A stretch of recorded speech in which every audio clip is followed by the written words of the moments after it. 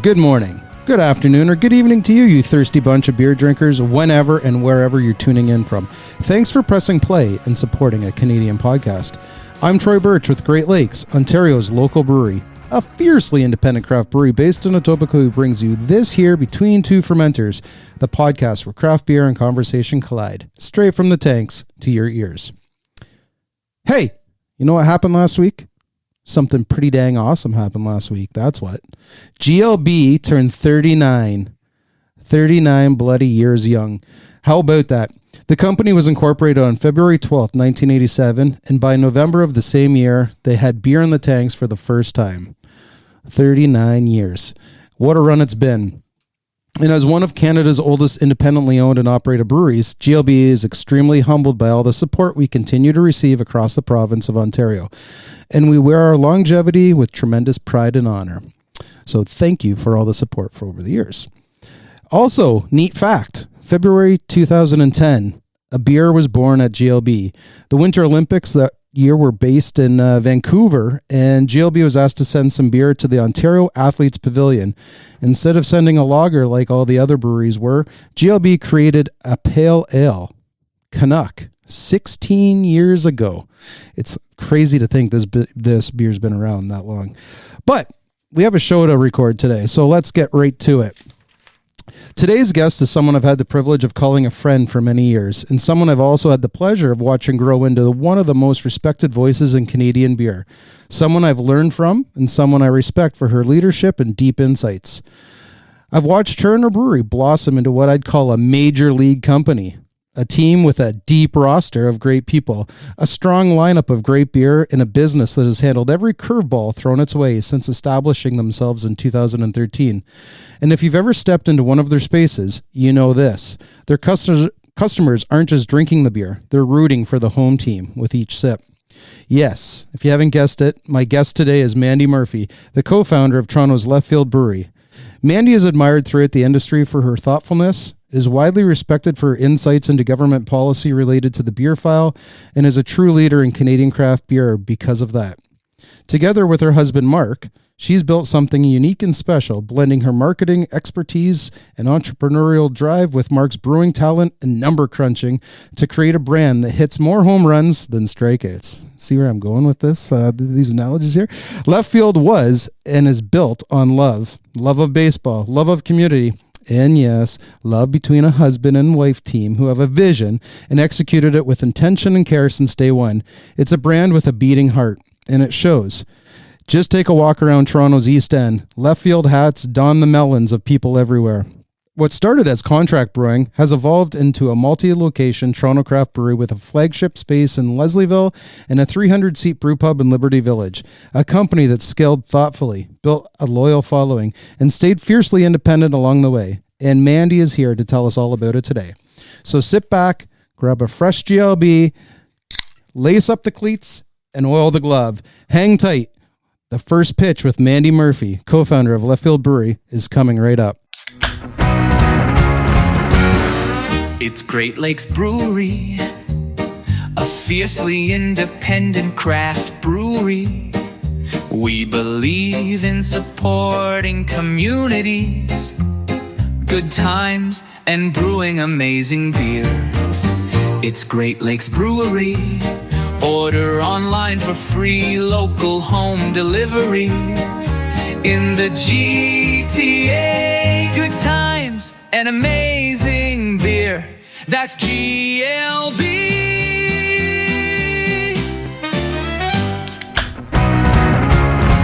Good morning, Mandie Murphy. Good morning, Troy. Welcome to Between Two Fermenters. This has been a long time in the making. You're a very busy person, so I appreciate you making the time. I couldn't dodge you forever. No, you could not. How are things? Things are great. I just want to say thanks for that super kind intro. You really knocked it out of the park with all the all-star baseball references. I love it.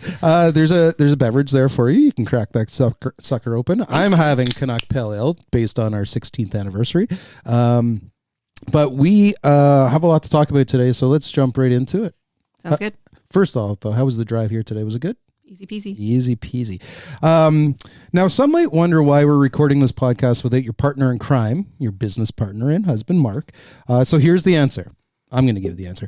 I think the left field story can be told in two parts because there's a lot of moving pieces. One from the brewing side of things, which would be Mark, and one from you, the brand and community aspect. So yes, Mark will be here on the show one day. I will chase him down and make it happen as well. You're persistent. I believe if anyone could do it, it'll be you. So help me set the table, Mandie. Who are you and how would you describe yourself to those that don't know you outside of the beer world?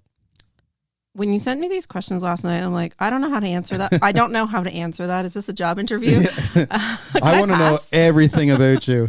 But before beer, you were doing some marketing, some other alcohol brand experience? Yeah, so my background is in marketing, originally supporting sales teams in marketing, working at Rogers Communications.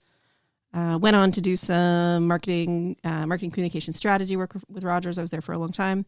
And then had the opportunity to move into the alcohol industry. And it's a longer story that's kind of connected to left field and that journey. But yeah, marketing is my background.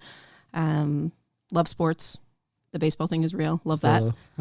I hope so. So that's you. You met your husband, Mark, a long time ago, and you created a business together. What were those early days like when the idea to open a brewery was just that, an idea? What sparked the decision to get involved in the beer game? I think you know this story already, but we blame you.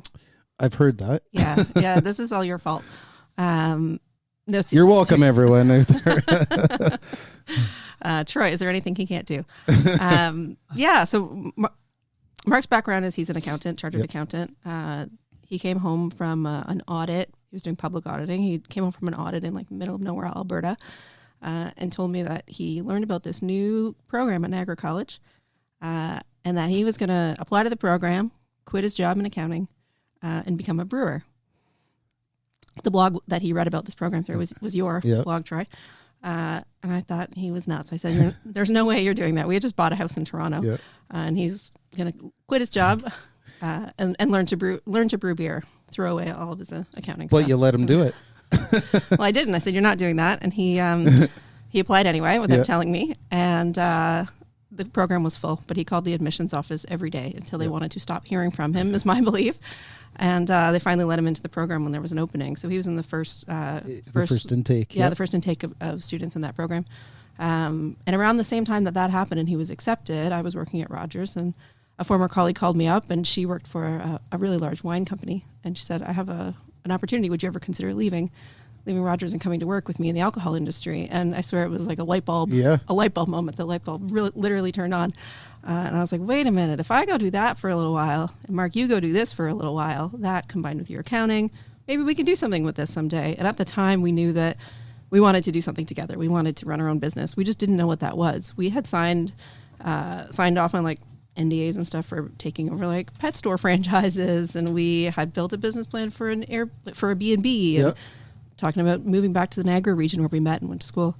We didn't know what we wanted to do, but that moment when he got accepted to the program and I was offered the job in the alcohol industry, I was like, maybe we could do something with this someday. It seemed really far-fetched at the time. Yeah. It seems like it was meant to be. Yeah. I can remember, and this is about you today, but I can remember Mark reaching out and saying, I need to do some volunteering to get into this program. And he came and volunteered for the Canadian Brewing Awards. So he was a steward running the beers around. And I didn't know him at the time, but it's been how many years now?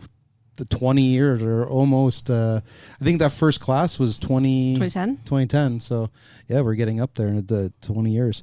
So that's how you guys kind of came together to say, maybe we could do something. But you're sitting around the dinner table, the kitchen table. What was the vision like for you guys to sit down and go, okay, we're going to actually make this a reality? He graduated from the program. I know he went to work at Molson for a bit. But what was it when was it, I should say, that you sat down and started to go, we're going to formulate this business plan? That would have been in 2012. As he had finished up at the program, he was working at Molson at the time. We never really had like the full confidence that we could do it. Mm-hmm. And so it started as, let's just make some batches somewhere, like take our homebrew recipes, make some batches of them somewhere and see if anyone wants to buy this thing. Like, we like it, our friends and family like it, but does anyone actually want to pay good money for this? And could this be a thing? Yeah. And so we started contract brewing at Grand River, which was in Cambridge, and very quickly ran out of capacity there. Couldn't keep up. We were only selling our beer in kegs to bars and restaurants. We were only selling one brand, just the Aoife's Oatmeal Brown Ale, to bars and restaurants, and could not keep up. So we needed to find a second production site. We started brewing at Barley Days in Picton. Oh, really? Started making our pale ale and our IPA out there. But it was pretty obvious pretty quickly that like we had something that people wanted, and so then we decided to start working on the plans to build our physical space. So I'm going to get to the contract aspect of it and the bricks and mortar, but I'm curious because I don't know this story. Why the baseball theme? Why the name Left Field? How did that come about? Through my background in marketing and working with the wine company, we had to do this brand exercise every year as we were building all our brand plans. And you really had to be able to articulate, like, what does this stand for? In a sea of wine brands, or I worked on the RTD file, in a sea of RTD brands, what is the thing that you're going to be known for at shelf? And it was a challenging exercise with most of the brands because there is a lot of like sameness in the industry. Whether you're making a Pinot Noir or you're making a flavored seltzer or you're making a cider with Ontario apples, there's a lot of sameness. So what do you stand for? And that all comes back to your brand. And for us, we thought we love baseball. It offers sort of like a never-ending source of brand name inspiration. And when you looked around the industry at the time, a lot of breweries were trying to like out-hop pun each other. And we're like, that's not going to help us sort of stand out, help us stand out from the crowd. So if the only thing people can remember about us after they've tasted our beer at a festival or on tap at a bar and restaurant is that baseball beer, that really good beer from that baseball brewery, they didn't even know our name, they could at least find us on the shelf or pick us out from a crowd. And so baseball is something that we truly love and enjoy. We travel around the U.S. visiting all the ballparks. We're trying to check all the major league parks off the list. We go to spring training. I like to score the games. I play softball. Mark's played baseball growing up. And we're like, this is the thing that we actually like. And it's got a rich tradition and history, never-ending source of name inspiration. Wasn't really worried that it would be like alienating to people. We get that question a lot. Like, aren't you worried about people who don't like baseball? Aren't they going to not like your brand? But there are no fewer than 3 train theme breweries in Ontario. Yeah. And like, nobody cares about that. So, we thought this is the thing that we love and it's authentic to us and lends itself to beer. It's a long, slow game and social game. So it is, to your point, it is very memorable. Like even when you're out the gate, and there's 350 breweries in existence, and you're like, there is a baseball themed beer that's Left Field. But where'd the name come from? Why not right field? Why not center field? Or I mean, it kind of has a double meaning, right? So that's out of left field. Gave us sort of permission to do things that were unexpected or not put ourselves in too much of a box. And so we like that. And it's if you're not familiar with baseball, it is like it's something that you can identify with because everyone's heard the saying out of left field. Out of left field. Yeah. So you started off by contract brewing. You mentioned that at Grand River out in Cambridge, and then you went to Barley Days in Picton. What made you go down that route right out of the gate? The contract. Well, to my earlier point, like we didn't really know if people would like the thing that it was that we were doing, and so wanted to test that and see, is there a market for this? If people care about it. We also didn't have any money to build an actual brewery, so that was a stepping stone for us. And contract brewing's certainly not a way to make enough money to build a brewery, but it is enough way. It is a good way to make sure that you have an idea that's really going to work and that you can help gain investment. Were you still working your day job while this was happening? For the first year of Left Field, yeah. So I was taking vacation time to work festivals, taking vacation time to clean draft lines. It was it was pretty extreme. 2013 by this point. Yeah, 2013. Mark left his job at Molson, started Left Field. He was the company's only employee for the first year. At the time, I had just left the wine industry, just wanting to avoid any conflict of interest because I managed like brands that were quite adjacent. Like I managed a portfolio of ciders. Yep. So left that job and went working in CPG, managing a pasta brand. And was working at Left Field sort of like evenings, weekends, vacation time. Any spare time you had, you were working on Left Field? I was working on Left Field, yeah. But Mark was the sales rep. He was doing all the coordination of like contract brewing at the 2 sites. On weekends, we would rent a U-Haul and we would collect all of our empty kegs, take them back to the contract facilities to be cleaned and filled. It was pretty intense at the time. It's a startup story. Yeah. It's a startup story. Who was your first account? Do you recall who your first ever account bought? There was a handful of them that all received delivery on the same day. Okay. So I'd probably get it wrong if I said who was like invoice 0001. But Barvolo, The Only, and Say What. Yeah, so the typical ones were in Toronto. for sure, yeah. Yep. Day oneers. So obviously the goal was never at the time, or it wasn't to open a brick and mortar. You wanted to test the waters first. But once you started to see, people want to buy our product, did it quickly evolve into we need to open an actual brick and mortar? In Toronto? Was it always the... It did. It was always in Toronto. Yeah. We really wanted, it was always intended to be a brick and mortar. The long-term plan was never contract brewing. It was like, we want to build this brewery, but we need to make sure that we have a demand for this product before we undergo that massive commitment and investment and project. And so we knew we wanted to build physical brewery. We didn't know how long it would take. We knew we wanted it to be in the East End. You're an East Ender, Troy. Yep. We're practically neighbors. I've been to your house before. And we knew that there was lots of demand for great beer in the East End. So The Only Cafe, and at the time the Wren had just opened, and people were flocking to these places that serve great beer. Tons of demand for it, but at the time no one was brewing beer in the East End of Toronto, right? Like the closest you could find would be like Mill Street and the Distillery. I don't even think Amsterdam had moved up to Lisa then, or it was right around that time. So there weren't any breweries in the East End of Toronto. And now you got me scratching my noodle here. You guys were... We were the first in the East End. You were the first in the East End. And when we say East End, that's east of Yonge Street or east of the Don Valley. The Don Valley, yeah. Because Mill Street, the brew Mill pub Street was there, Fascinating. I totally... And now there's like 13, 14 there's breweries a lot in the there, East End. Brew pubs and so why Toronto though? Why did you want Toronto? Well, we knew that the demand was there for great craft beer. No one was making beer. Are you guys both from Toronto? We're not. I was born in Toronto, but Mark and I both grew up in Brampton. Okay. We didn't know each other in Brampton. We actually met away at university. So we joke that our relationship is based on geographical convenience. But then we moved to the city. Mark's sister lives around the corner too, closer to you. Yeah. So why not Brampton? Why not open something in Brampton? After university, we moved to Brampton for 1 year, and we're like, well, we've made a big mistake. This is not where we're meant to be. No offense, Brampton. So you got the doors open to your location in Leslieville in 2015. Yep. What was the biggest, we might be in over our heads moment? How long do you have? The one that always sort of comes to mind, and this is just really minor, but it's funny, is after we brewed the first batches of beer there and put them in the fridge, it was full. We're like, oh no, we don't have enough fridge space. Immediately. That's right. I can remember. We had no fridge space on the very first day. We're like, this is going to be a problem. And I do remember that fridge. It was very tiny, and now it's quite large, right? It's the same. It's exactly. What did you do? Did you invested in something to get? It's exactly the same. So we have we quickly got offsite storage. So we have a warehouse all right. just on the edge of like the East End in Scarborough. Oh, okay. Just 10 minutes away from the brewery. So you opened those doors, like I said, in 2015. What was the transition like? What was we got to get equipment in, and now you quit your job, I take it, at that point? I did. So I quit my job right as we were starting the project, the build. So I left in January. We started building in February, and then it took us a year to get open. Mm-hmm. I left my job in 2014, and we got open in 2015. Yeah, it's pretty fast. We were pretty much on time and pretty much on budget, which was a massive win.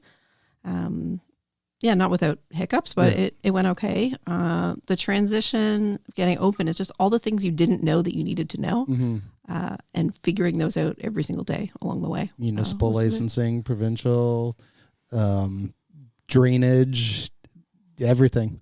We'd never done it before. We just figured it out as we went. And it was just you two really pretty much in there at that point, or did you have other staff? Yeah, we had a sales rep, brewer, and a delivery person join us between January and end of March. We had opened in May.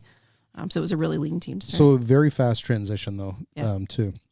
So I want to talk a little bit about the brand and some beer stuff. So it's no surprise to anyone that's listening, because they know Leftfield, because it's a strong brand. It's a strong identity. Baseball themed tap room, beer names, to how you're welcomed in the community. You've welcomed in the community. How intentional was that from day one? Was it intentional that you wanted to build a space that was all about welcoming the East End? It was. Originally, when we had the first drawings done for the building, it was almost entirely production space. And we knew we needed like a little counter where people could come in and buy beer and leave with it. Then we went to one of the craft brewers conferences in the U.S. And experienced tap rooms. And we're like, oh no, this is what we need to do. So we came back and ripped up the drawings and started again and made more space for a tap room. You guys might have been right on that bubble where it's like, yeah, you build a production facility with a little bit of space for tap room. Now it's, if you're building a brewery, you're building a big tap room and a little space for production. Yeah, I feel like our tap room is grossly undersized. Yeah. We don't have enough space. space. For the amount of community that comes into your place, Exactly. for sure. But we were so grateful that we went to that conference. I think that was year was in Denver, one of the few we've been to in Denver. That's a little humble brag because your beer was available at the Coors Field, wasn't it? That was a later Denver conference, but thanks for mentioning that. We had Greenwood at Coors Field at an MLB game. It was pretty cool. Didn't you guys get to go on the field too, or did Mark got to go on the field? Yeah, he gets to do all the good stuff. Yeah. So the blueprints, you said you ripped them up and you built a we bigger created space for a tap room. A few tables and a bigger bar and counter. And then, as you know, we like expand our tap room onto the production floor. And it used to just be weekends. Now it's every night of the week and weekends, which means we're unfolding tables, putting folding tables up, taking them back. The brew team every single day is like moving all of the skids to the back of the brewery. It's a lot. It's a lot of like rearranging, but creating a tap room every day. But the other community piece, just to answer your earlier question, is when we signed the lease on the building on Wagstaff and knew we were about to start construction, we wanted to make an announcement to the neighborhood that this was happening prior to the construction. So we went around to all the neighbors door to door, knocked on their door, gave them our business card, told them what we were doing, that we'd be moving into their backyards, and invited them to a preview party. Because at the time we had our contract brewed beer. So come on in, taste our beer, get you some food, answer any questions or concerns you might have. Like, we imagined it to be more like a little bit like a town hall where we're answering questions for people and making sure they understood what the plans were, and getting them comfortable with the idea. And it turned into just an enormous party. We thought we might get a couple hundred people over the course of the few hours that we had intended to be open. And I don't know how the word got out, but we had 1,600 people come through in just a couple of hours. The entire space, I was going to say, had no brewing equipment in it. It was shoulder to shoulder packed. It was their stroller parking was like 6 layers of strollers deep. Dogs, strollers, and we're like, whoa. We knew there was demand for beer in the East End, but we didn't know the community was going to welcome us in that way that they did in the preview party. And didn't know they needed a brewery, like, again, the first one. So it was probably intriguing to them that there's going to be beer brewed right here and I can drink it right here for the first time. I could walk there with my stroller and my dog. The stroller brigade. You guys are well known for the strollers at Left Field, right? We're so grateful that like the families have chosen us as their place to like it's get a very together. contentious issue with some people about, kids in tap rooms, but I say the more the merrier. I love it. It's community. That's exactly what craft beer is all about. Right. And they grow up one day. They're going to remember that they cut their teeth at a brewery. So you mentioned, I guess that kind of answers this question, but name a community moment that really stuck with you. But, that's the one, yeah. I was wondering if you're going to go when we had our noise complaint on that one, because the community again came and really supported you. So why don't you tell that story just quickly, because it's to this day, it made it to city council. I don't think of any brewery in this province, maybe even in this country, that had to take an issue of a noise complaint all the way to City Hall. Just walk through that one. It's a good story. I don't know if I have a nice way of telling it. So in fairness to the neighbors, the industrial laneway that we occupy. I liked how you started with the industrial laneway. Okay. It's an industrial lane. It's zoned as such. Yeah. It has been for over 100 years. Yep. Prior to the houses existing. Yep. But the folks that live in those houses, they were accustomed to the laneway being pretty quiet on evenings and weekends, because it was all 9 to 5 businesses that were in there. And so it was quite jarring for them when we moved in to have 1,600 people traipsing through the laneway, sounds of people talking, laughing, cars trying to find somewhere to park momentarily. So it was quite disruptive to them in the early days. They just weren't accustomed to not having that peacefulness in their backyards, evenings and weekends. We're zoned appropriately. We weren't making any. We were closed at 9:00. Not making any noise outside of bylaw hours. But even just like the sounds of forklifts beeping and unloading trucks outside, this was all quite disruptive. The building had been abandoned when we took it over, so for years no one had occupied the space. Prior to that, it was a specialty roofing company that was there. They weren't making a ton of noise. So I don't know. Originally, it would have been a brick factory more than 100 years ago, but so there were some challenges. The city councilor got involved. We had to do like noise measurements with decibel meters, and then media showed up at our doorstep and wanted to create this like us against the neighbors story. I didn't know enough about media at the time to not like fall into those traps. It kind of exploded bigger than it needed to be. Many of those neighbors still live there and have become dear friends. Seen their kids grow up. I was gonna say that because that was pretty early in your existence. Like it was right away, like 2015. Do you think the media attention actually really benefited you guys at that time to say? It did. We got a lot of sympathy. A lot of folks showing up to be like, I didn't know anything about you guys, but I saw you on the news, so we're here to support you. We love what you're doing. So we got a hashtag trending for that on Twitter. Do you guys remember Twitter? Craft beer come together, because we were getting all the breweries to support you guys, saying, look, we're bringing everyone here to the brewery. I thought the story was like over and done with now, but to this day, I still get other breweries when I meet them, and they're like, "Oh, you're that noise brewery." Like, whatever. But it is crazy, because for those listening, if you look it up, it actually went to a vote at City Council where she's still there, your city councilor. She took it to the whole council, which was just so funny. Yeah, under the threat to revoke our liquor license. We're closed at 9:00. Yeah, it just shows how behind the times Toronto was. So like they've come a long way. Mike Layden, who's no longer a city councilor, but he started the task force.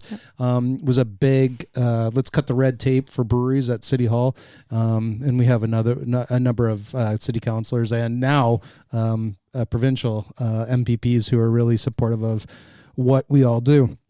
Move over to a beer now. Let's talk about what beer in your lineup best represents left field today and why. Today is a hard one. It is, because you guys do a lot. I don't know. I think what best represents like sort of left field and where we've come from is our EFA's oatmeal brown ale. Your brown ale is never going to be your best selling beer, but it's not going to go. It was at one point for you guys. It was our only beer. It's the beer we launched with. So of course it was the best selling. So that's the beer that I think will remain. Like it's consistent. It's the same as it's always been. It's a beer that Mark and I both dearly love. Never going to be our best seller, but is unique in the market. It's a great pub beer. It's a great pub beer. Agreed. So that's like the beer of our past. I think the beer that's probably best representative of left field today is our ice cold beer, 100% Ontario ale, made with all Ontario ingredients. And we're just really proud of that beer. It's doing really big things in the market for us. And do you think as you grow that all Ontario is going to survive? Oh, yeah. Yeah. You're going to be able to scale up. Yeah. That's good. Yeah. There's been some challenges with it, but we've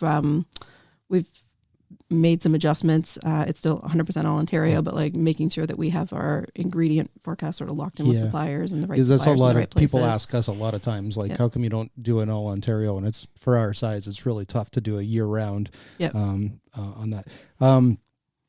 Speaking of ice cold and EFAS, walk me through your year round brands. What are you guys currently offering? For year round, it's those two, plus our Greenwood IPA. Greenwood and ice cold through the year, they sort of battle it out, and which is going to be the top brand of the year, but they're very neck and neck every year. And our Leafs Lager is one we're really, really, really proud of. I'm going to drink that next. It's sitting right in front of me, looking right at me. So this one is a partnership with the Toronto Maple Leafs Baseball Club out of Christie Pitts Park. We work with them to do all the food and beverage operations at Christie Pitts. It's a really great partnership, something we're really proud of. When we originally started the brewery, we were contract brewery. We approached the city to do a beer festival on the Christie Pitts grounds, but you're not allowed to serve alcohol in the sporting field itself. So we got... But you can do it all around now. You can do it around the sporting field, but not on the diamond. But at the time, there were all those rules around needing to have the three foot high fence Yep. for the enclosure for the permit. And so we're like, oh, this is perfect. It can be on the baseball field. We'll invite all of our friend breweries, get GLB and everyone else down there, pour beer in the park. Councilors wouldn't allow it and the city wouldn't allow it. But we're so happy to be sort of back where that original idea was inspired and working with the Toronto Maple Leafs Baseball Club. And I think you were at the game that I was at. I went there with our baseball. I've seen you at a few games. A few games. Yeah.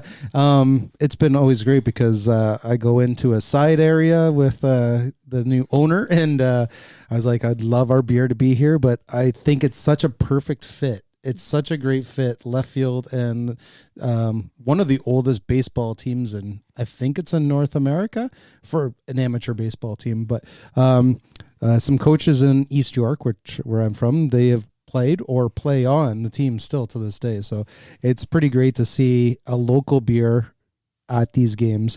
I think only Hamilton is the other one in that whole league. You can get some. That's right. Some craft beer. I appreciate you keeping your paws off that. Yeah. You better stay back. No, I think it's a great brand extension for you guys, and I think it just makes so much sense in Toronto to work with you guys on that. So no, I have walked away from. I'm just joking. What was the harder transition? The idea starting up Left Field Brewery to the first batch of contract beer, or contract brewing to scaling up to where you are today? Can I choose neither and say something else? Yeah, for sure.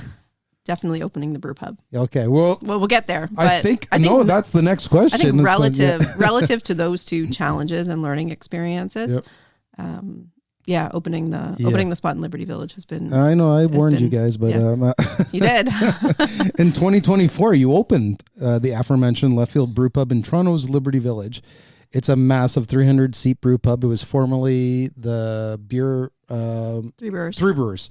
What was the driving force to expand in that direction, as opposed to let's build a production facility with a tap room? So back to our earlier chat about the tap room being sort of undersized. That was sort of where it stemmed from, as we recognized the opportunity and the demand for enjoying our beer direct from the source, building community, creating community spaces. And there was a period of time there pre-COVID where Saturday afternoon, you try to come to Wagstaff, you're waiting for 40 minutes to an hour to get in, like a huge lineup down the block. And it's like, if there's this much demand, we need more people space. And so that's sort of where that came from. It's quite a drastic jump to go to a 300-seat brew pub on the other side of the city. However, we really fell in love with that location because the Three Brewers did a phenomenally beautiful job of building out that space. Top of the line brewing equipment, top of the line kitchen equipment. It's a stunning space. It was like a showpiece space for them. I know they started on Yonge Street, but I think Liberty Village was the showpiece. Yeah, absolutely. And like the views from the second floor, and you can see I don't know what they call it, the Jumbotron, the big screen at BMO Field from our second floor, across from Exhibition Place and Coca-Cola Coliseum and right by Lamport Stadium. And so there's like a never-ending supply of opportunity to introduce our beer to people who may have never heard of us before, but they're looking for a place to go in the neighborhood before the game, before the show.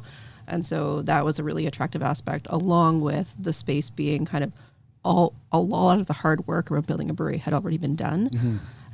You'll find in a lot of brew pubs, the brewing equipment, like you don't feel like you're in a brewery. You can't always see the brewing equipment, but they invested quite considerably in building. The brewers hate this, but building the brewery in the way that no matter where you're situated in the restaurant, you feel like you're in a brewery because you're alongside the If you're in a tanks. retail store, you can see everything. If you go upstairs, you can see everything. The brew house and the fermenters downstairs, and the maturation room upstairs, and the cellar up there. And so that came at a considerable expense to them to spread it out all over the place. But no matter where you are in the restaurant, you feel like you're in a brewery. And so there were just so many things working for that location for us. When we were evaluating it against other sites in the city, it was just a no-brainer to select that one. So much of the work had been done already. So just to clarify, it was more about community and serving people as opposed to let's focus on production for retail. That's right. More retail beer, draft beer, direct from the source. And less of a focus on wholesaling beer. I mean, that's still a really big element of our business is wholesaling beer. It's crowded, it's expensive, it's tough. And so the more we figured, the more beer we can sell ourselves directly to people. A, selling beer that way is meant to be more profitable, but B, the experience is coming directly from your people that know your brand, that care about your brand, that care about their job. They want to provide a great experience. And so having more control over that was something we really desired. And it also came from some work and knowledge I have from working in the wine industry about the level of loyalty a consumer has toward a brand once they have visited or they've been to an estate winery. And so the idea with the Liberty Village space is exactly. Yeah. And there's thousands and thousands of people that come through Liberty Village.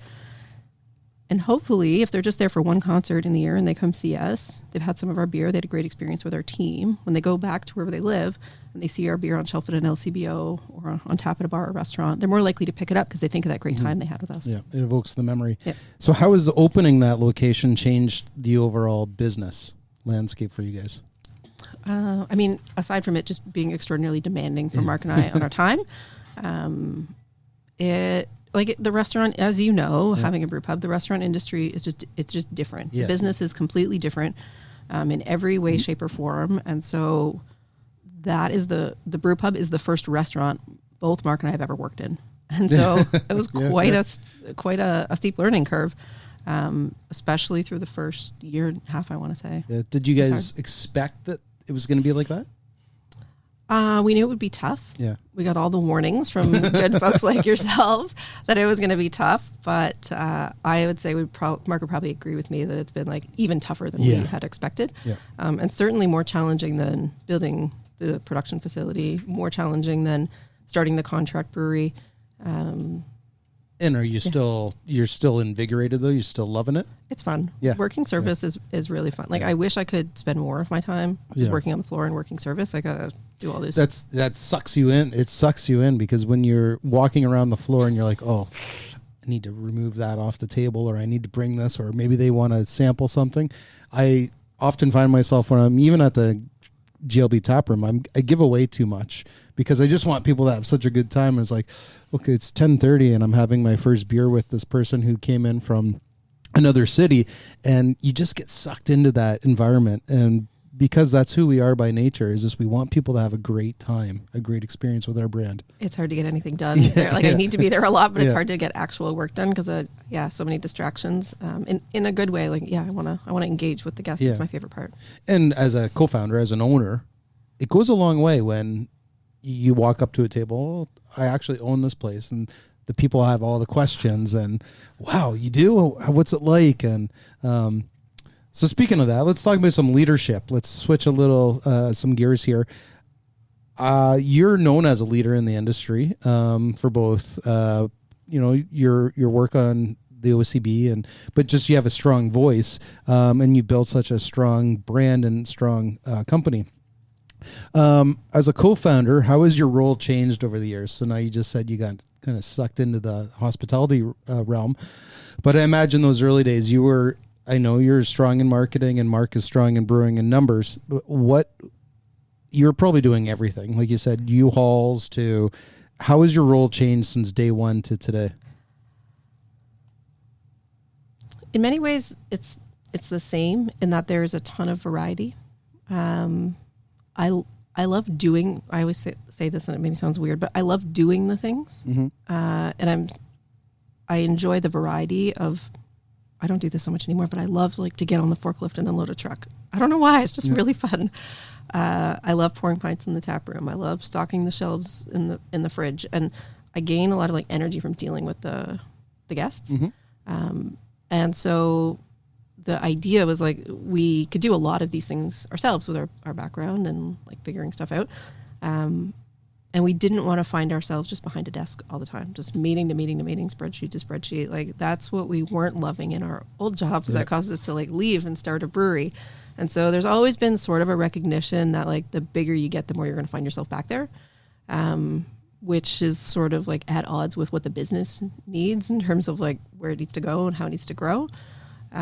So that's a sort of a bit of a struggle that both Mark and I have day to day, is we just love doing the things. During COVID times when we were doing so much canning, Mark was on the canning line every single day, and we love that. We love being hands-on with the business. Yeah. So to bring it back to Great Lakes, because I always do that, Peter Bullitt would rather fix a machine than work on the next the next big thing for the strategy or whatever. Just it's owner's mentality. Just get the hands dirty. What leadership lessons did you learn the hard way over the years? I feel like I should have a story to tell with this one, but I don't necessarily. But for me, big picture is as leaders and as managers, and something I'm always sort of coaching our team on, is that it is our job to get the best out of our people, and not just make sure everyone's doing the things that you need and want them to do. Like, our teams are capable of so much. They're so strong and they care tremendously about the work. But they're all different. And so you can't manage everyone the same way. You have to manage people to their strengths and their personalities. And it's our job to get the best out of them. I can't pinpoint like one moment where, like, light bulb moment where I learned that, but I think that's something I wasn't overly conscious of, even having in my previous career, like I was a people manager, but I didn't learn that until left field and like sort of figuring it out, figuring out the hard way. Yeah. You have values at left field.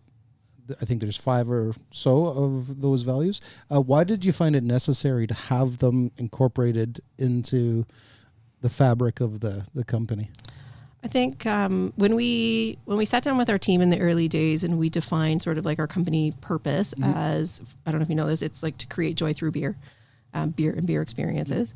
And everyone's like, yeah, that's why we're here too. And so we all felt really aligned. But as we went away and sort of did our own jobs and did our own things, the interpretation of that was different for each individual in the business of how they would create joy through beer.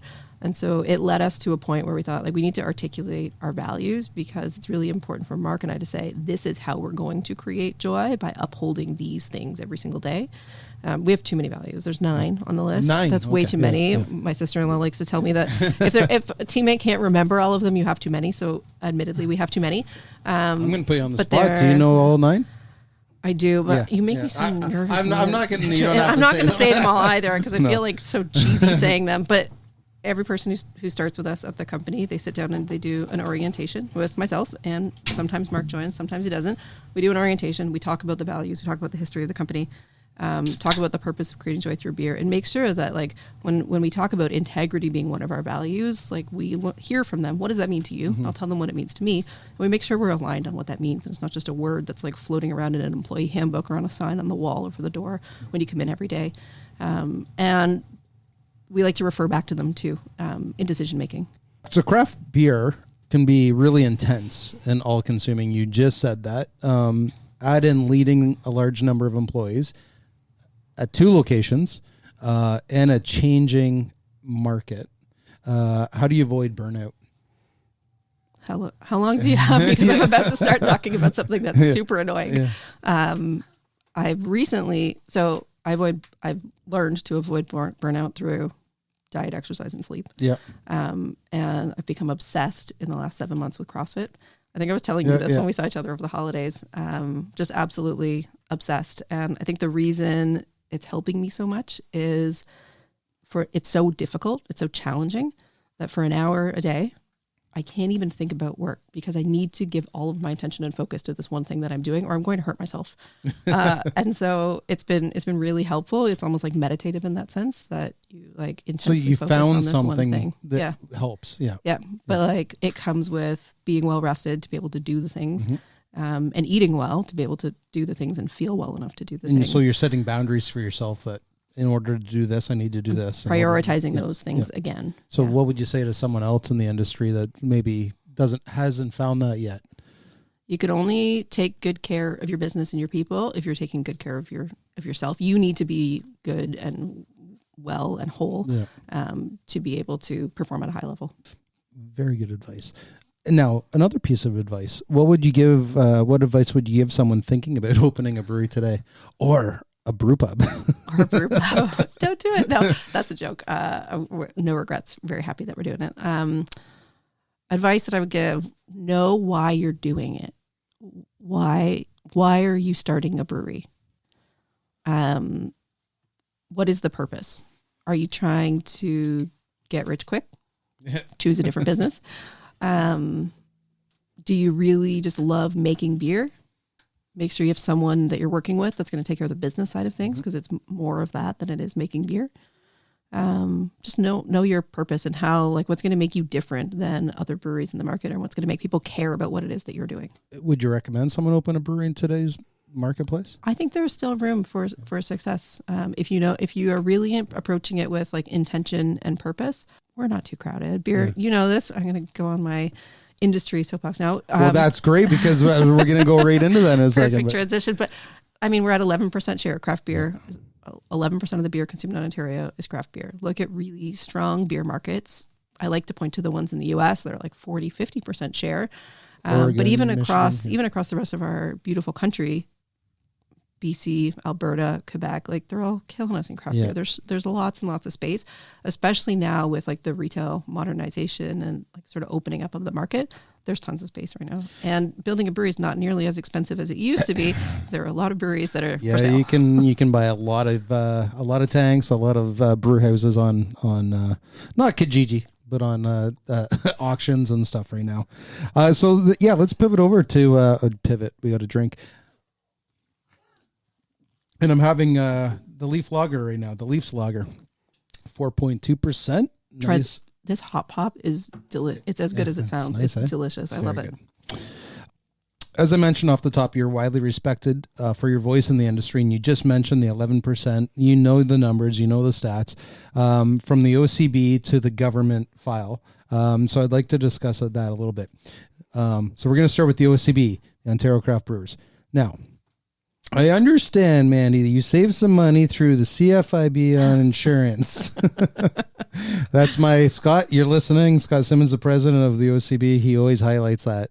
But I had to throw that out to him. Yesterday, you were sucking up to Scott. Now you're making fun of him. I know. It was called a kiss ass. In all seriousness, though, I'd like to hear about your involvement with the OCB, because you have a unique story to tell about the OCB that I feel could be a case study for other breweries that are possibly putting their toe in the water about joining and or thinking of leaving. So tell me about your story and your connection with the OCB. I'll try to give you the short version because this could go on forever. But originally, when we started the brewery, we joined the OCB because we had access to all this like benchmarking data, and we hadn't worked in a brewery before or opened a brewery. So getting access to all the market data, all the benchmarking stuff was super helpful to us. That was the key reason we joined. Yeah. But we were members for years, and beyond getting that data, we're like, are these guys really doing anything for us? Why are we spending all this money to be a member? So we were about ready to quit and really contemplate when the bill comes in every quarter, like, oh my gosh, we can't do this. So about ready to quit. And then asked ourselves like a really serious question. And it's like the OCB is made up of one full-time employee, and that is Scott Simmons, and he does an amazing job. But it's really only helpful or beneficial or successful based on the energy that the members are willing to contribute to it. So I'm like, before you quit, let's just try to contribute and like do the things that maybe you feel like are missing from it, or try to help in some way. And then if you really get more involved, and if you really then feel like this isn't really beneficial, then quit. So that's what we did. And I ran for the board. And I really enjoyed this work, like getting to know so many other folks that are running breweries and hearing that sort of we are all in this together. We share many of the same challenges. And so, that was sort of the short story, is like try to get involved and see if we can help make a difference before we just write it off. What's the most significant shift you've seen in the Ontario craft beer scene since you started? This is probably true for other breweries, and we know we're seeing it with our own business as well. The formula for driving traffic to the brewery was always release a new beer. Mm-hmm. And I think those days are behind us. Yeah. Yep. And so that's actually not a bad thing, because I think it allows us all time to focus more time and energy into like our existing brands and making them more consistent from batch to batch and making them better, getting them more broadly distributed. I think the non-craft drinker is constantly challenged with the concept of like tasting a beer somewhere and then never being able to get that again. And it's just not something that like registers with the average person. And I think that was like bad for beer overall, as good as it was for the consumer that loves craft beer and they just want the next new thing, the next new thing, the next new thing. But I think what will help our industry grow is less of that churning through brands and more of like focusing on quality and consistency and distribution. Which creates more challenges for new entrants in the market. But I think it's what's necessary to go from 11 to whatever. Yeah, it's always going to be, let's have some shiny bells on the side, but let's focus on what got us the shiny bells in the first place. 5 to 10 years, what does it look like for independent breweries? Oh, we're going to be everywhere. Yeah? Everywhere. Yeah. We're going to be everywhere. I like that. If Left Field disappeared tomorrow, what would people say about it? I don't know. I hope they just say that they loved what we did and that we made great beer and that we made a positive impact on the community, both the beer community and our local community. And you're not going anywhere? No, that's not the plan. I hope not. Certainly hope not. Hey peoples, Octo here. I like a good punch-up from time to time, but after too many donuts lately, I gotta get down to my proper poundage. So my sparring partners at GLB brewed a beer just for me, Fighting Weight Session IPA. Big flavor, but it's 3.6% ABV and only 100 calories. It's the perfect beer between training sessions, then get back to some truculent head busting. Fighting Weight Session IPA from GLB, now at the LCBO and select beer stores across Ontario. Hey, losing a few never tasted so good. Ba-boom! Fighting Weight. Don't sleep on it because it's going away. It's 6 months time windows, which means Sunnyside's coming back. And Sunny Day is March 26th across Ontario. We're going to have like 40 bars and restaurants. We have a big announcement to make closer to the date. But that brand, Sunnyside Session IPA, Sunny Day is March 26th. Fighting Weight, unfortunately, will come to an end on that day. But it will be back again in the fall after we run through a 6 month window of Sunnyside. So we're going to do some rapid fire questions now. Mandie, are you ready for this? Sure. No one's ever ready for this. I told you earlier, I'm feeling a little foggy, so these may not be super rapid. What beer have you been enjoying recently that's not Left Field or Great Lakes? Pass. Name a brewery that consistently impresses you. The right answer is GLB. No. Oh, okay. Anyone. I'll probably say Dominion City. Dominion City? Shout out to Josh. Name a person in the industry that has or continues to inspire you. I'm going to say not a single person, but our team at Left Field on the days where I just cannot bring it. They always do. They're absolutely incredible. Great answer. Best time and place for a beer? At the ballpark. Nice. What's a beer style that you think deserves more love? Belgian wit. I thought you were going to go for EFIS. No, a style. I know, but like oatmeal brown stout. Yeah, I already gave it all the love earlier. I love a Belgian wit. We don't make one. Yeah. We did one consistently. We don't make one all the time because of Mark doesn't want to manage the yeast. But yeah, it's hard. Yeah, but I love that beer. I love that style. If you could drink only one beer for the rest of your life, what would it be? I also hate this question. Can I say what's in the bright tank? Sure. Whatever's in the bright tank. It's Okay. like the most pure, beautiful, fresh form of beer. So go into the bright tank, pouring one off. Whatever's in the bright tank. Nice. Yeah. Best brewery you've ever toured? I've visited a ton of breweries in the U.S., but I'm going to keep it local here because we're talking local. And I would say Cowbell is an extraordinarily impressive brewery. Have you been to Quails? Not yet. No, I've chatted yeah. with those folks so many times. Yeah. They're so kind. But yeah, that's a place Cowbell, to go. I recommend. Cowbell blew my mind. Yeah, it's crazy huge. Eh? If you weren't doing the beer thing, what would you be doing? If I got to work, I'm doing the beer thing. Mm-hmm. If I'm not working, I may be doing some like prolonged through hiking somewhere. Okay. Or spending winters in like Central America, living off the land. Yeah, you can do that soon. You just keep growing the business. And if you could have a beer with just one person in the whole world, dead or alive, famous or not, who would you choose? That's tough. There's so many people that I want to say, but I've really got hockey on the brain right now. Yeah. And I'm going to choose Marie-Philippe Poulet. Oh, nice. I need to hear I'm sure she pounds beers from time to time. And last one, if you had to do it all over again, would you change anything about your career in beer? I don't think so. Not a bit? I don't know. Nothing meaningful. Yeah. I think I've learned a lot and I have a lot to learn and it's been fun. Nice. I don't know. Okay. Yeah. No regrets. Well, no regrets. Mandie, thank you for all of this, for spending time talking about yourself and Left Field. As I said, we've been friends for a long time, but I learned a lot more about you and the story today. And for that, I'm grateful. You and Mark have you and Mark have a remarkable story and have done some incredible things since 2013. So well done. Congratulations. And thanks again for finally coming to the Between Two Fermenters studio. Thank you, Troy. This has been fun. Appreciate you. And cheers.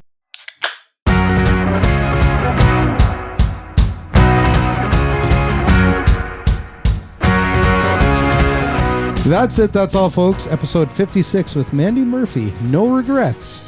And the co-founder of Left Field Brewery has moved from the mash tun to the fermenters. Today's episode was fueled by cans of Canuck Pale Ale, a beer celebrating its 16th anniversary this year. First introduced in 2010 for the Vancouver Winter Olympics, you can find this beauty beer all across Ontario. Go, Canada, go. You can visit the brewery at 30 Queen Elizabeth Boulevard in Etobicoke or grab some delicious eats and fresh pours at a brew pub at 11 Lower Jarvis Street in Toronto. If you have any content that you'd love to hear us discuss on the show, guest ideas, or just want to tell us what you're drinking, drop us a line at podcast@greatlakesbeer.com.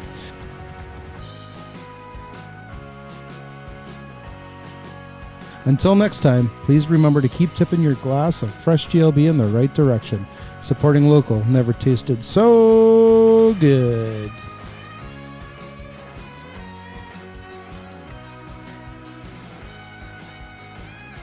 To learn more about what's happening at Great Lakes Brewery, visit greatlakesbeer.com and subscribe to our weekly newsletter or follow Great Lakes Beer on your favorite social media platforms.